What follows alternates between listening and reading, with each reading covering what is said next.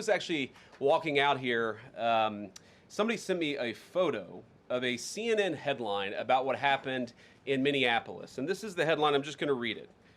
Outrage after ICE officer kills U.S. citizen in Minneapolis. Well, that's one way to put it, and that is the way that many people in the corporate media have put this attack over the last 24 hours. And I say attack very, very intentionally, because this was an attack on federal law enforcement. This was an attack on law and order. This was an attack on the American people. The way that the media, by and large, has reported this story has been an absolute disgrace, and it puts our law enforcement officers at risk every single day. What that headline leaves out is the fact that that very ICE officer nearly had his life ended, dragged by a car 6 months ago, 33 stitches in his leg. So you think maybe he's a little bit sensitive about somebody ramming him with an automobile? What that headline leaves out is that that woman was there to interfere with a legitimate law enforcement operation in the United States of America. What that headline leaves out is that that woman is part of a broader left-wing network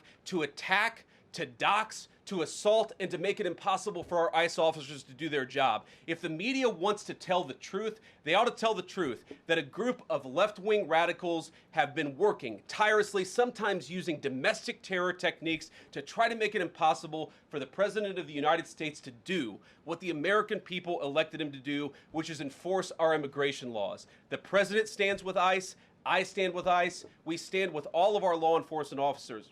And part of that is recognizing that you people in the media, not everybody in this room, but many people in this room have been lying about this attack. She was trying to ram this guy with her car. He shot back. He defended himself. He's already been seriously wounded in law enforcement operations before, and everybody who's been repeating the lie that this is some innocent woman who was out for a drive in Minneapolis when a law enforcement officer shot at her, you should be ashamed of yourselves.